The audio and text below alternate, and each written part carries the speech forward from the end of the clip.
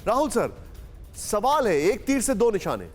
पहला ये कहा कि जयंत निकल जाएंगे तो एक डाउट क्रिएट करने की कोशिश की, अलायंस बहुत टेम्परेरी है। दूसरा, अतीक और आजम आ जाएंगे, यानी सीधे वो जो मुस्लिम ध्रुवीकरण की बात की जा रही है, जिसको ओपनली नहीं कहा जा सकता, लेकिन हम तो आपसे ओपनली सवाल पूछ सकते हैं। एक तीर से दो निशाने।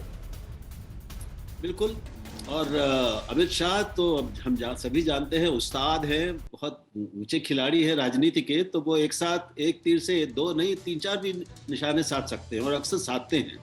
तो ये बहुत स्पष्ट है कि एक तो उनको सपा और रालोद के बीच में दूरी पैदा करनी है, उसके बारे में जाटों के मन में एक संदेह पैदा करना है और लगातार इसकी कोशिशें हो रही हैं। वो उससे पहले जो उनके प्रचार उन्होंने किए हैं वहाँ भी यही हुआ, उन्होंने यही किया कि ये बिल्कुल एक अस्थाई समझौता है इनका, ये गठबंधन टिकने वाला नहीं है, ये अलग हो जाएगा। और थोड़ा इतिहास उनकी मदद इस मामले में करता है कि ये जो जाटों की पार्टियां रही है, चाहे वो अजीत सिंह जी से लेकर जयंत चौधरी के पिताजी से लेकर, उसने इतनी करवटें राजनीतिक बदली हैं, इतने इधर से उधर किया है कि अजीत सिंह ने कम से कम 8 या 9 बार पाले बदले थे। तो एक इतिहास भी है और इसलिए उनको इसका कहने का एक आधार भी मिलता है। दूसरे साथ साथ हिंदू मुसलमान को अलग करना है, वो भी जाहिर है, और जाटों को भी अलग अलग करना है, जाटों और यादवों को या जाटों और समाजवादी पार्टी के पारंपरिक मताधार को अलग करना है। तो ये दो खाइयां चौड़ी करने का काम एक साथ अमित शाह कर रहे हैं।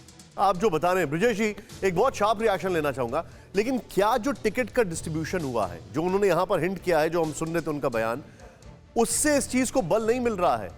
उससे कहीं ना कहीं जो कहते हैं added fuel to the fire, उससे नहीं मिल रहा है, और उसके ऊपर फिर बीजेपी को उनकी मशीनरी है पूरी खेलने वाली। देखिए, ये जब टिकट वितरण हुआ समाजवादी पार्टी और का, वास्तव में तभी तमाम सवाल उसके लोगों के बीच से उठे, जाटों के बीच से उठे, चाहे सिवाल खास हो चाहे कैराना हो।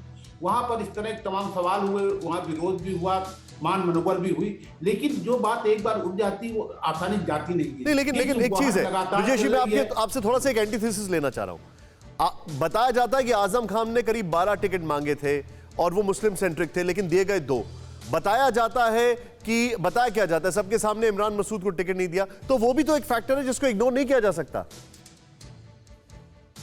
देखिए, इस बात को ये शुरू से कोशिश रही है, ये 3 महीने पहले से कोशिश कर रहे थे कि किसी तरह की चुनाव का ध्रुवीकरण न होने पाए, और बाकायदे जैन इस बात के लिए आगाह भी कर रहे थे। अब क्योंकि एक है वो स्वीकार करते नहीं स्वीकार करते, लेकिन कुछ चेहरों के प्रति उन्होंने आगाह किया था और इसीलिए इमरान मसूद तमाम लंबा इंतजार करना पड़ा। अब वो आ गए हैं, लेकिन जो टिकट वितरण हुआ है उसको लेकर जो सवाल उठे हैं, और वो सवाल लोगों के बीच से आए हैं, और ये सवाल आए हैं कि साहब आप सिंबल किसी का दें, प्रत्याशी आपका लड़े।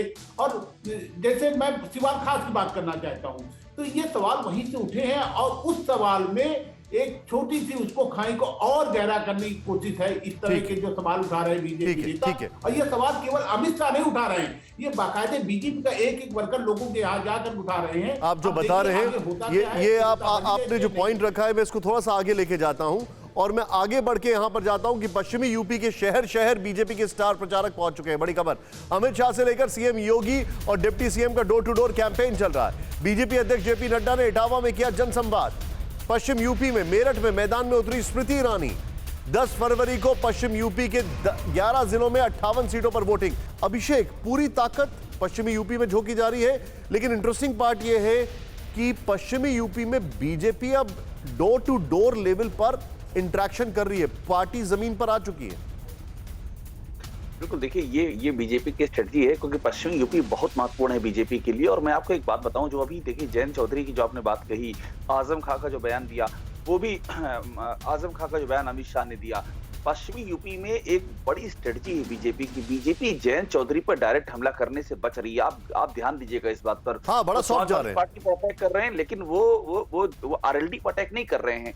वो चूंकि जाटों के सेंटिमेंट्स आरएलडी के साथ जुड़े हैं, और खासतौर पर जो किसान आंदोलन का जो बवाल हुआ है उसके बाद और ज्यादा जुड़े हुए हैं, तो वो उससे बच रहे हैं। वो लगातार ये बता रहे हैं कि समाजवादी पार्टी के साथ में ये बेमेल गठबंधन हो गया, और यहां तक वो हिंट कर रहे हैं कि चुनाव के बाद तो ये हमारे साथ या उसका किसी मोड़ पे हमारे साथ भी आ सकते हैं। तो बहुत स्ट्रेटजी के साथ में एक और मैसेज दिया जा रहा है कि ये जो इनका गठबंधन है जयंत चौधरी के साथ में, इस गठबंधन में समाजवादी पार्टी का पर लगातार वो निशाना साधेंगे, लेकिन उनके लिए जैन के लिए नरम रहेंगे और डोर टू डोर कैंपेन करके अपनी पैठ और बढ़ाने की कोशिश बिल्कुल करेंगे। ठीक कह रहे हैं आप अभिषेक, बिल्कुल ठीक कह रहे हैं, वेरी वेल एनालाइज।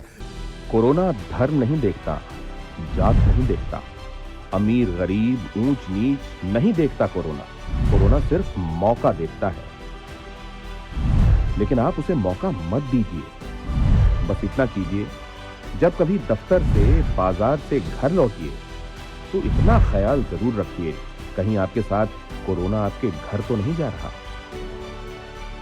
भूलिए मत, कोरोना अभी जिंदा है।